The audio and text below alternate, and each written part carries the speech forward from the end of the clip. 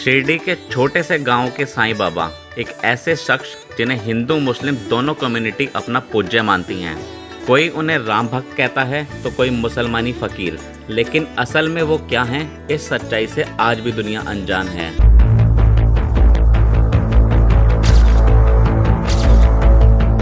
एक बार जब शंकराचार्य रूपानंद सरस्वती ने बड़ी भीड़ में कह डाला कि साईं बाबा एक आम इंसान नहीं थे, वो एक मुस्लिम थे जिन्होंने हिंदुओं को गुमराह किया। साईं की पूजा अपूज्य है साईं, और साथ ही साथ जो पूज्य हमारे देवता हैं उनका अपमान भी किया जा रहा है। साईं की मूर्ति बड़ी बनाकर गणेश जी को उनके चरणों में बिठा रहे हैं। ये कहते ही सारी जनता उनसे मायूस हो गई और यहाँ तक कि मामला कोर्ट तक चला गया। लेकिन उस दिन के बाद कहीं ना कहीं हर भक्त के मन में एक सवाल जरूर जाग गया कि आखिर शिरडी वाले साईं बाबा का असली सच क्या है। तो अब सवाल उठता है कि साईं बाबा की असलियत क्या है, उनका संबंध किस धर्म से था, ऐसी भी कौन सी बात थी साईं बाबा में जिससे लोग उन्हें इंसान नहीं भगवान समझने लगे। और सबसे बड़ा सवाल, क्या उन्होंने सच में हिंदुओं को धोखा दिया या फिर लोगों ने उनके संदेश को गलत समझ लिया। इस वीडियो में हमारे साथ जुड़े रहिए, क्योंकि ना सिर्फ आज हम इन सवालों पर से पर्दा उठाएंगे, बल्कि साईं बाबा के बारे में हर वो चीज़ जानने की कोशिश करेंगे जिससे शायद दुनिया आज तक अनजान है। तो चलिए शुरू करते हैं। नमस्कार दोस्तों, मैं हूं रवि खरबंदा और आप देख रहे हैं द ओपन फाइल्स। अगर हम साईं बाबा के बारे में जानना चाहें तो सबसे पहले कुछ सवाल बनते हैं, जैसे कि उनका जन्म कहाँ हुआ था, उनके माता पिता कौन थे, वो किस धर्म से ताल्लुक़ रखते थे।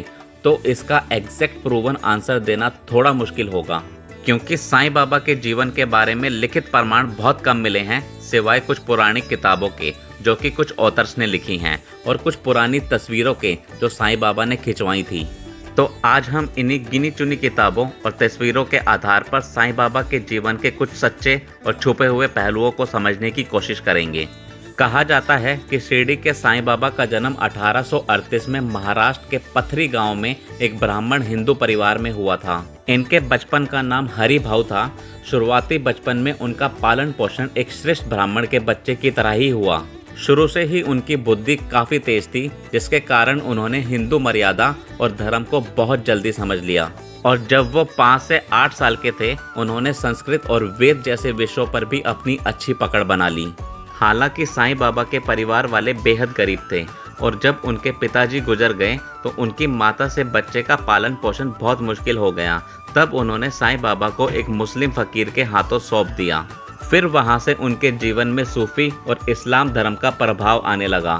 फ़कीर के साथ रहते रहते उन्होंने फ़कीर की तरह कपड़े पहने, उन्हीं की तरह जीने और उन्हीं की तरह दुनिया से अलग होकर रहना सीखा। उन्होंने ना सिर्फ रहन सहन के तरीके सीखे, बल्कि इस्लामिक शिक्षा में भी निपुण हो गए। कहा जाता है कि एक बार उन्हें किसी ने इस्लाम कबूल करने का भी ऑफर दिया, लेकिन हीरा भाऊ ने उसे सख्ती से ठुकरा दिया, क्योंकि भले ही वो इस्लाम सीख रहे थे, पर उनके माता पिता और वेदों की शिक्षा उनके दिल में आज भी जिंदा थी। और साईं बाबा ये भी कहते हैं कि धर्म बदलने से आत्मा की शुद्धि नहीं होती, सच्चा धर्म वही है जो अंदर से उठता है। साईं बाबा को 10 से 12 साल की उम्र तक उस फकीर से काफ़ी लगाव हो गया था और वो उसे अपने पिता के समान मानने लगे थे। हालांकि दुर्भाग्यवश जब वो फकीर इस्लामाबाद धार्मिक प्रचार के लिए गए थे, दिल का दौरा पड़ने की वजह से उनका निधन हो गया और वे एक बार फिर से अकेले हो गए। हालांकि इसके बाद उनकी मुलाकात होती है गोपाल राव से, जो कि तिरुपति वेंकटेश्वर के बहुत बड़े विष्णु भक्त थे। गोपाल राव के पास रहते हुए साईं बाबा ने 15 साल की उम्र तक विष्णु भक्ति और ध्यान करना सीखा। उन्होंने साईं बाबा को ऐसी शांति और तपस्या सिखाई कि छोटी सी उम्र में उनके अंदर एक योगी जैसे गुण उभर आए। अब चूंकि साईं बाबा अपने जीवन का एक बड़ा हिस्सा मस्जिद में बिताए थे और वहाँ के रीति रिवाजों को सीखा था, जिसके चलते वे हमेशा सफ़ेद कपड़ों में सफ़ेद कफन बांधे रहते थे। और मानो तो यही कारण था, जब भी वे इस वेशभूषा में हिंदुत्व का ज्ञान दिया करते थे तो लोग कंफ्यूज हो जाया करते थे कि ये छोटा बच्चा आखिर है कौन, मुस्लिम, हिंदू या ऐसा कोई जो दोनों धर्मों के बीच की सीमा तोड़ रहा है। हालांकि साईं बाबा लोगों के प्रति सदा दयालुता और करुणा का भाव रखते थे और वे अपने कपड़ों और विचारों के मिश्रण से बस यही दिखाना चाहते थे कि वे हिंदू और मुस्लिम दोनों धर्मों को एक साथ मानते हैं। और उनके मन में किसी धर्म को लेकर कोई भेदभाव नहीं है। 15 साल तक की उम्र साईं बाबा की ज़िंदगी जैसे तैसे गुजरी, लेकिन उनकी असली ज़िंदगी की कहानी तब शुरू होती है जब वो 16 साल की उम्र में शिरडी पहुंच जाते हैं। कहा जाता है कि साईं बाबा 1854 में 16 साल की उम्र में पहली बार शिरडी पहुंचे। वहां साईं बाबा के चेहरे पर एक अलग ही चमक थी। सिर्फ 16 साल के होने के बावजूद उन्हें देखकर हर कोई ये सोचता, इस लड़के के अंदर कुछ तो असाधारण है। शुरू में शिरडी के लोगों ने उन पर कुछ खास ध्यान नहीं दिया, बस वो एक आम फकीर के जैसे थे। उनके कपड़े मैले थे, चेहरा शांत था और वो दिन रात एक नीम के पेड़ के नीचे ध्यान में बैठे रहते थे। वो ना किसी से कुछ मांगते ना कुछ बोलते, बस आंखें बंद कर शांत बैठे रहते थे, जैसे उनका इस दुनिया से कुछ लेना देना ना हो। साईं बाबा कई दिन तक बिना कुछ खाए पिए, बिना हिले डुले उस नीम के पेड़ के नीचे ध्यान में बैठे रहे, लेकिन जल्दी लोगों का ध्यान उनकी तरफ खींचने लगा। सब बस इसी बात से हैरान थे कि कोई इतनी छोटी उम्र में इतना बड़ा तपस्वी हो सकता है, और देखते देखते शिरडी के लोगों के मन में उनके लिए एक अलग सी श्रद्धा और क्यूरियोसिटी जागने लगी। लेकिन एक दिन कुछ ऐसा हुआ जिससे पूरा गांव सुन पड़ गया। साईं बाबा बिना किसी को कुछ कहे शिरडी छोड़कर चले गए। किसी को कुछ नहीं पता वो कहाँ गए, क्यों गए और कब लौटेंगे, जिसके परिणाम में सारे गांव वाले सुन पड़ गए और चुपचाप बस उनकी यादों में खो गए। लेकिन कुछ साल बाद अचानक से एक शादी के दौरान साईं बाबा शिरडी वापस आ गए। जैसे ही उन्हें लोगों ने देखा, पूरे गांव में खुशी की लहर दौड़ गई। सबको ऐसा लग रहा था मानो उन्हें कोई खोया हुआ रतन मिल गया हो। और जब शिरडी के खंडोबा मंदिर के पुजारी महल अशपति ने उन्हें देखा, वो आनंदित होकर बोले, आओ साईं, तुम्हारा शिरडी में स्वागत है। और तभी से उन्हें साईं बाबा कहा जाने लगा। साईं मतलब सेंट और बाबा मतलब फादर, यानी एक ऐसा आदमी जो साधु और पिता दोनों के समान हो। दोस्तों, शुरुआत में तो कई लोग उन्हें पागल समझ बैठे थे, क्योंकि उनके रहने का तरीका, उनके कपड़े पहनने का तरीका, उनका बोलना सब कुछ अलग था। वो रहते तो मस्जिद में थे, लेकिन लोगों को ज्ञान हिंदू धर्म का दिया करते थे। दिन में तो भिक्षा मांगते थे और शाम को धुनी यानी अग्नि के पास बैठकर भक्तों के सवालों का जवाब देते थे। वो रोज सिर्फ 5 गांव से भिक्षा लिया करते थे और जो कुछ मिलता वो सब कुछ एक ही झोली में डाल देते और फिर निकालकर मिट्टी के बर्तनों में रख देते।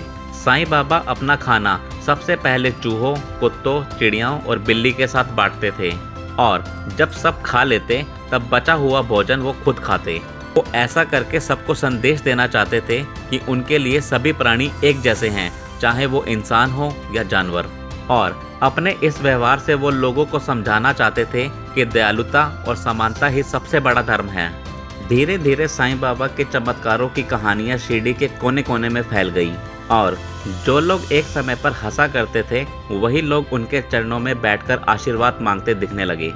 दोस्तों, साईं बाबा के चमत्कारों के किस्से एक नहीं बल्कि कई सारे हैं। कहा जाता है कि एक बार भक्तों के घर में शादी थी और अचानक से तेज बरसात ने सब कुछ बिगाड़ दिया, तो साईं बाबा ने आसमान की तरफ देखकर कहा, रुको। और दोस्तों, शायद आपको यकीन नहीं होगा, लेकिन साईं बाबा के कहते ही आसमान तुरंत साफ हो गया। इस चमत्कार को देख सारे लोग हैरान हो गए और मन ही मन साईं बाबा को भगवान का अवतार मानने लगे।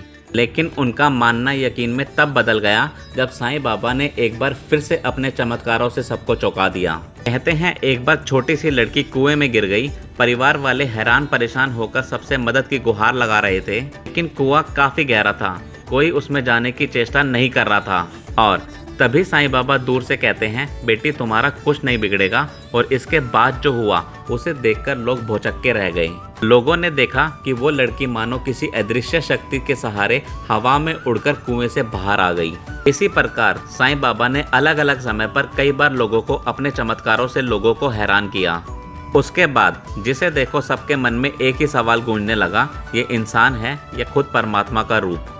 और जब साईं बाबा से पूछा जाता कि ये आपने कैसे किया, तो साईं बाबा बस मुस्कुरा कर कह दिया करते, मैं तो सिर्फ एक सेवक हूँ, सब कुछ उसी की मर्जी से होता है। इस वक्त तक लोग साईं बाबा को साक्षात भगवान का दर्जा दे बैठे थे।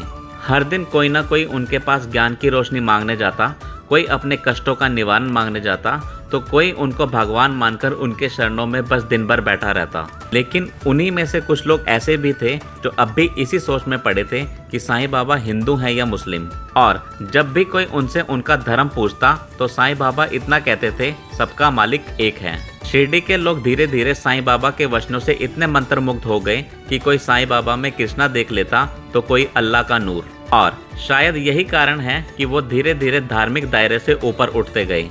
और फिर साईं बाबा के भक्तों के जीवन में एक ऐसा वक्त भी आया, शायद किसी ने उसकी कल्पना भी नहीं की थी।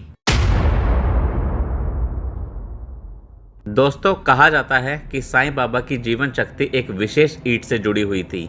वह ईंट हमेशा उनके पास पड़ी रहती थी, जैसे उनकी तपस्या और शक्ति का प्रतीक हो। लेकिन एक दिन उनका एक भक्त अब्दुल्ला सफाई करते हुए गलती से उस ईंट को तोड़ देता है और कहते हैं जैसे ही वो ईंट टूटी, बाबा को तुरंत एहसास हो गया कि अब उनका अंतिम समय निकट आ गया है। उसी पल उन्होंने अपने सभी भक्तों को बुलाया, सबको आशीर्वाद दिया और एक अंतिम उपदेश भी दिया कि एक दूसरे से प्रेम करो, सबका भला सोचो। और फिर 15 अक्टूबर 1918 को शिरडी की धरती पर साईं बाबा ने शांत मन से अपनी अंतिम सांस ली। साईं बाबा तो स्वर्ग सिधार गए, लेकिन इसी बीच उनके हिंदू और मुस्लिम भक्त आपस में लड़ने लगे। हिंदू भक्त कहते कि हम उनकी समाधि पर मंदिर बनाएंगे, जबकि मुस्लिम भक्त कहते कि हम दरगाह बनाएंगे। कुछ दिन तक चली इस लड़ाई के बाद आखिरकार उनकी समाधि पर शिरडी साईं बाबा का मंदिर बनाया गया। तो आज भी काफी श्रद्धालु उस मंदिर में पूजा करने जाते हैं। तो आपने देखा दोस्तों, जिस जिंदगी में साईं बाबा सबके लिए एक थे, उन्हीं के मरने के बाद लोग उन्हें अपना बनाने में लग गए। और जिसने कभी अपने लिए कुछ नहीं मांगा, उसके नाम पर आज डोनेशन के जरिए हजारों करोड़ रुपए कमाए जा रहे हैं। यानी कहीं ना कहीं साईं बाबा के मैसेज को लोग आज भी समझ नहीं पाए और बस अपनी ही ईगो को सेटिस्फाई करने में लगे हुए हैं। दोस्तों, साईं बाबा ने कभी खुद को भगवान नहीं बताया। इनफैक्ट उनका कहना था कि हर इंसान के अंदर भगवान है और हमें बस उसे पहचानने की जरूरत है। कल को जो भी सच सामने आए, साईं बाबा हिंदू हैं या मुस्लिम, लेकिन असल मायने इस बात के नहीं हैं। मायने तो यह रखता है कि उन्होंने लोगों को क्या संदेश दिया और किस तरह का पाठ सिखाया।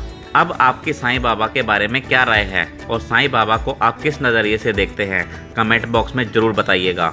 अगर आपको ये वीडियो अच्छी लगी हो तो एक लाइक ज़रूर करना और अपने दोस्तों के साथ भी शेयर ज़रूर करना, ताकि वो लोग भी अपना ओपिनियन शेयर कर सकें। हम हर हफ्ते ऐसी वीडियो लाते रहते हैं, तो चैनल को सब्सक्राइब करके हमारे साथ जुड़े रहिए, ताकि हमारी हर कहानी सबसे पहले आप तक पहुंचे। मैं रवि खरबंदा जल्दी मिलूंगा आपसे एक और धमाकेदार वीडियो में। तब तक के लिए बाय, टेक केयर।